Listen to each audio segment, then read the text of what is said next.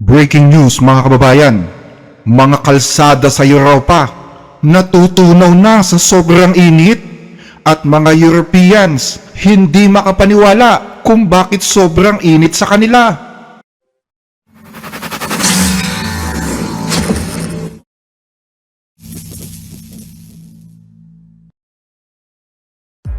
Ngayon ay June 30, 2026. Sa loob lamang ng 4 na araw, 1,300 katao agad ang nasawi, bunsod ng napakatinding init na nararanasan ngayon sa kontinente ng Europa. Ayon yan sa report ng World Health Organization, at inaasahan pa daw na patuloy pa itong tataas sa mga susunod na araw. Karamihan sa mga nasawi ay nasa bansang France, 1,000 na itinuturing ng excess deaths. Nag-eedad sila ng 65 pataas. Ang ibang mga nasawi ay galing umano sa Spain at Portugal, Germany at Czechoslovakia, Hungary at Poland. Sa bansang France halimbawa, dahil sa matinding init, 40 magkakahiwalay na kaso ng pagkalunod ang naitala simula noong June 18. Dahil kasi sa sobrang init, may mga kabataan na naliligo sa mga mapanganib na lawa o ilog para makaligtas sa sobrang init. At dahil unsupervised o walang bantay, ilan sa kanila ay nalunod. Halimbawa nito ay ang insidente ng pagkalunod sa kanal ng St. Martin noong gabi ng June 26. At ang isa pang pagkalunod ng isang 21 anyos na manlalaro ng League 2 sa ilog naman ng Rhône. Sa kabuuan, mayroon ng 55 kaso ng pagkalunod sa France. Sabi nga ng punong ministro ng France, un triste flou o isang trahedyang salot. 2 bata na may edad na 2 at 4 ang natagpuan naman na walang buhay sa loob ng isang mainit na kotse sa Southern France. At kamakailan, 3 matatanda ang nasawi sa bayan ng Bordeaux sa France pa rin. Ngayong weekend, nakapagtala ang bansang Denmark ng record high na 99 degree Fahrenheit, kasabay ng Switzerland na umabot naman sa 102 degree Fahrenheit. Magkasunod naman na araw na may init na 105 Fahrenheit ang naranasan sa bansang Czechoslovakia. Ayon sa World Meteorological Organization or WMO, posible pa umanong makaranas ng hanggang sa 114 degree Fahrenheit o 46 degree Celsius ang ilang bahagi ng Europa sa pagpasok ng buwan ng Hulyo. Partikular na tatamaan nito ang ilang mga bayan sa Spain. Nitong mga nagdaang araw, ang Spain ay nakapagtala na ng 45 degree Celsius sa probinsya ng Andújar. Hindi ako pwedeng mabilad sa araw ng higit sa 5 minuto nang hindi nagbabasa ng katawan. Dahil napakatindi talaga ng sikat ng araw. Kailangan mong magbasa ng 100% bawat 5 minuto dito. Dahil kung hindi, mahi-heat stroke pa kagad. Ang France naman ay nakapagtala na ng 44 degrees Celsius habang ang UK ay 40 degrees Celsius. Nakataas na ngayon ang heat alert sa 23 bansa sa Europa. Ayon sa mga siyentipiko, ang 46 degrees Celsius ay maituturing na umanong extreme survival mode para sa mga tao, sa mga hayop at sa mga infrastruktura. Ito ay hindi lang basta sobrang init. Ito ay mapanganib at nakakamatay kung walang sapat na proteksyon. Ang normal na temperatura ng katawan ng tao ay nasa 35 degrees Celsius hanggang 37 degrees Celsius lamang. Kapag ang hangin sa paligid ay 46 degrees Celsius na, mas mainit na ito kaysa sa katawan mo, kaya mahihirapan na ang katawan na magpalamig. Magdudulot na ito ng heat stroke sa loob lang ng ilang minuto kung walang aircon o ventilasyon, dehydration at heat exhaustion o mabilis na pagkaubos ng tubig at asin sa katawan. At peligro din sa balat, nagdulot naman ng mga metal na bagay sa labas gaya ng hawakan ng pinto, upuan sa parke o kotse na nakabilad sa araw at pwedeng uminit ng hanggang sa 70 degrees Celsius o higit pa. Ang paghawak sa mga ganitong metal ay pwedeng magdulot ng 2nd degree o 3rd degree burn sa balat sa loob lang ng ilang segundo. Ang 46 degrees Celsius ay pwede ring maging dahilan ng pagkatunaw ng mga espalto sa mga kalsada, wildfires, pagkamatay ng maraming hayop at pagkawala ng kuryente dulot ng power grid failure, kung lahat ng tao ay magbubukas ng aircon ng sabay-sabay habang ang mga transformer at mga kable ng kuryente sa labas ay humihina ang kapasidad dahil sa sobrang init. Sa mga ganitong sitwasyon, posible nang magdeklara ang isang pamahalaan ng state of emergency. Pero ano nga ba ang sanhi nito? Bakit tila umuusok ang mga bansa sa Europa ngayon? Numero 1 sinisisi ng mga siyentipiko ang tinatawag nilang Omega Block. Ayon sa National Oceanic and Atmospheric Administration, ang Omega Block ay banggaan ng dalawang magkasalungat na daloy ng hangin kung saan sa gitna nila ay may naiipit na high pressure system. Kumbaga sa kaldero at takip, sa gitna ay may usok. Ang Omega Block ay isang dambuhalang init na nai-stack sa gitna ng atmosphere. Hindi makadaan ang lamig sa naka-stack na init kaya lumiliko ito para makatawid sa kabila. Tumatagal ang naka-stack na init sa loob ng 3 araw o ilang linggo. Tinawag itong Omega Block dahil kahugis nito ang letrang Omega sa Greek alphabet. At kasabay ng nakukulong na init, meron ding cold front sa Portugal na humihigop ng mainit na hangin mula North Africa papasok sa Europe, lalo nitong dinadagdagan ang init sa kontinente. Paliwanag naman ng Copernicus Climate Change Service ng European Union, nadagdagan na daw kasi ng 1.4 degrees Celsius ang init ng mundo ngayon kumpara noong pre-industrial level. At ang Europe ay uminit naman ng 2.4 degrees Celsius na halos doble ng global average.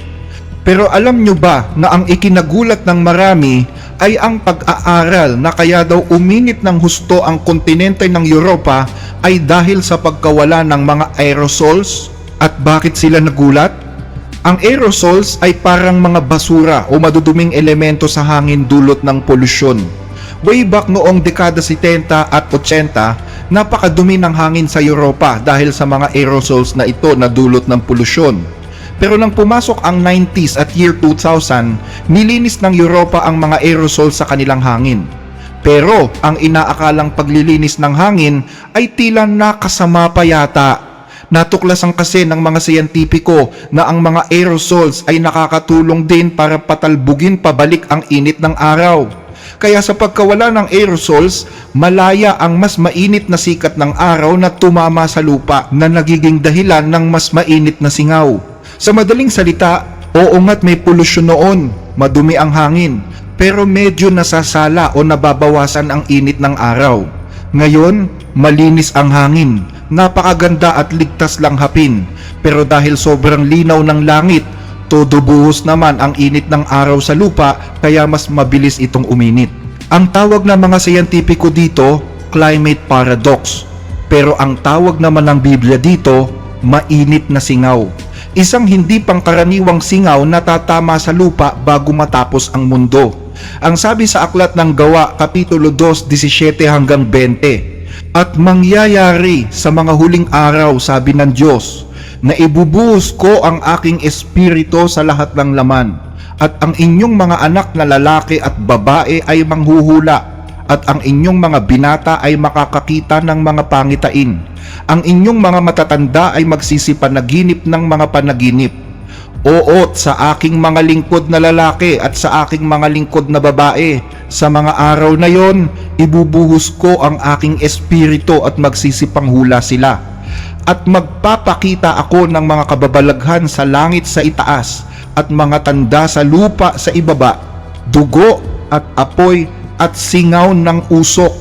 Ang araw ay magiging kadiliman at ang buwan ay dugo bago dumating ang araw ng Panginoon, yaong araw na dakila at tangi.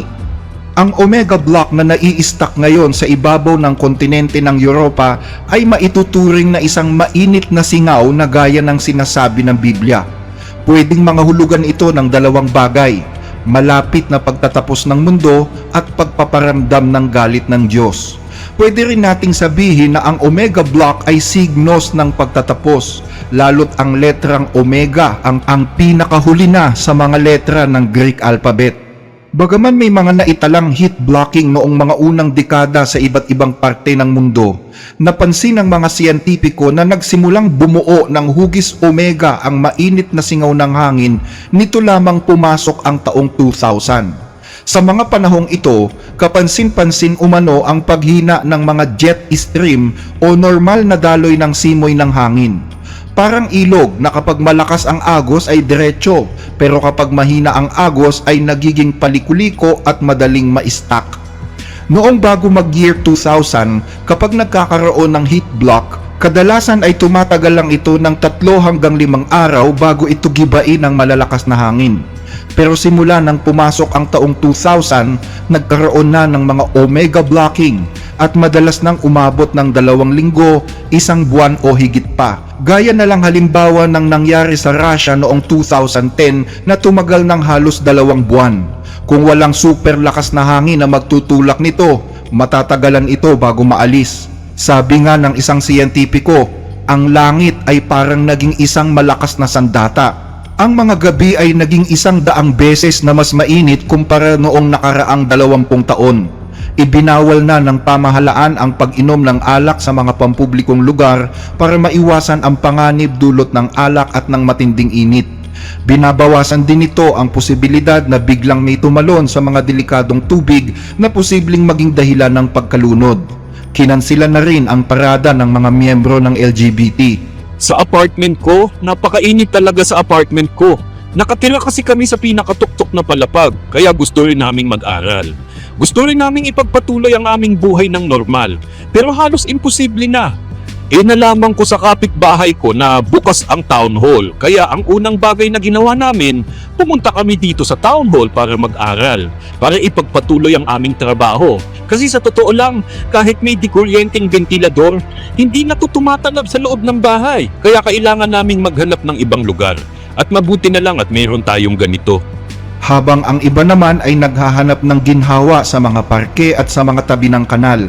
Dito nagiging mapanganib sa mga bata ang biglang paglundag sa tubig lalo't wala silang bantay. Bilang isang Brazilian mula sa Rio, akala ko sanay na ako sa init dahil palaging mainit doon tuwing tag-init. Pero ito'y isang bagay na hindi ko pa nakikita kailanman. Sanay kami sa init pero hindi sa ganitong klase ng init. May ilang mga kabahayan din na naglalagay ng aluminum foil sa kanilang mga bintana para kahit papano ay mabawasan ang init na pumapasok. Pinaralisa din ng init ang sistema ng edukasyon. Ang mga unyon ng mga gurong Pranses ay nagwelga na at nag-walkout bilang protesta sa tinatawag nilang hindi katanggap-tanggap na kondisyon sa mga paaralan. Libu-libong paaralan kasi ang napilitang magsara. Karamihan sa mga paaralang ito ay walang air conditioning. Kaya naman bilang tugon, nag-anunsyo na ang isang French electric company na EDF ng isang emergency fund na nagkakahalaga ng mahigit $90 million. Yan ay para lagyan ng mga cooling systems ang mga paaralan at daycare para sa mga susunod na krisis. Mabilis ding nirelease ang halos $60 million na pondo para palamigin naman ang mga nursing home ng mga matatanda.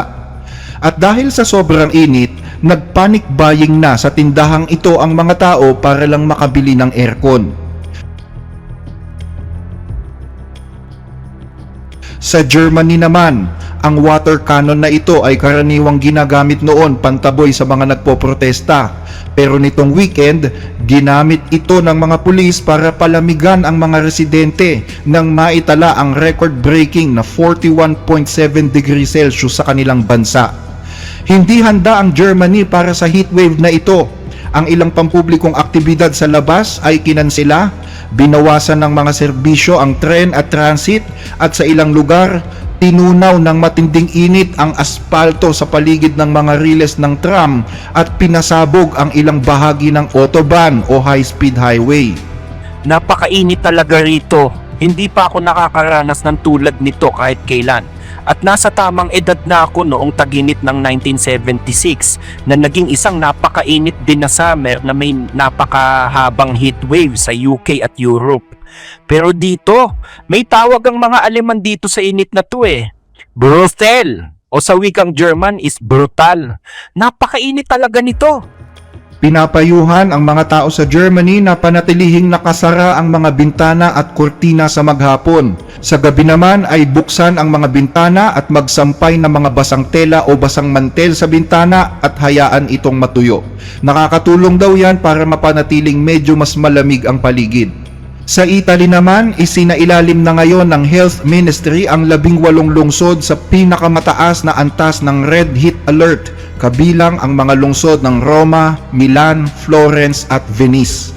Dahil sa lala ng sitwasyon, gumagamit na rin ang Roma ng mga smart wearable bracelet para makatulong na protektahan ang mga matatandang residente mula sa mga panganib sa kalusugang dulot ng init.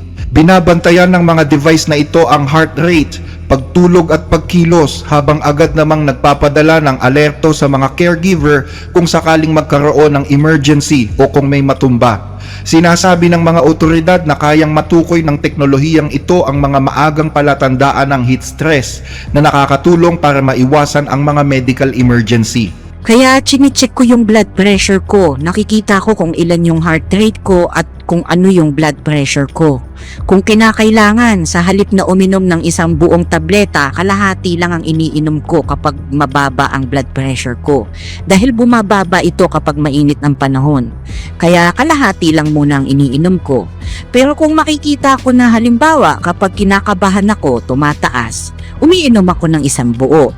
Sa madaling salita, inaayos ko rin talaga yung gamot ko at ang bracelet na to ang nagbibigay sa akin ng kapanatagan na higit sa lahat. Ang mga pampublikong ospital ay napupuno na rin ng mga pasyenteng isinusugod dahil sa init ng panahon. Sa Switzerland naman, napilitan ang mga operator na patayin na ang mga reaktor ng Besnau Nuclear Power Plant, ang pinakamatandang nuclear power plant sa Europe, dahil masyadong mainit ang temperatura ng tubig sa ilog na ginagamit para palamigin ang nuclear reactor. Kapag ang isang heat wave ay nagpapasara na ng mga nuclear reactor, alam mo nang lampas na tayo sa critical level. Sa kauna-unahang pagkakataon naman, naglabas na ang Netherlands ng isang code Red Heat Alert. Isang alert na nagsasabi sa mga mamamayan na magiging mapanganib na ang mga kondisyon habang nagbabantang umabot sa 40 degrees Celsius ang temperatura ng bansa. Sa bansang Poland naman, ito ang madidinig na reaksyon ng mga tao. Hindi ko inaasahan na magiging ganito kalala ang panahon. Akala ko ang Poland ay katamtaman lang, tipong nasa 20 degrees Celsius lang, pero sobra na to. Oo, Galing ako sa Australia, sa Gold Coast, at nakakaranas naman kami ng medyo mainit na mga araw doon. Pero walang katulad nito. Ito'y mas katulad ng uri ng init na nararanasan namin sa Central Australia. Kaya talagang kabaligtaran sa inaasahan ko kung temperatura ang pag-uusapan dito sa Warsaw. Dahil sa matinding init na umaatake ngayon sa kabilang panig ng mundo, sabi nga ng ilan, ito na yata ang gerang walang kalaban-laban ang malalakas na bansa sa Europa. Kung nagugustuhan ninyo ang mga discussion na ito, paki-like at mag-subscribe po sa ating channel at i-click ang notification bell para lagi kayong updated. Malaking tulong po ito hindi lamang sa ating channel kundi pati sa ating mga kababayang nangangailangan na aming sinusuportahan. I-follow din po kami sa Facebook, The Blessed Reader. Para sa inyong mga tanong, concerns o suggestions, mag-message lamang po kayo. Maraming salamat!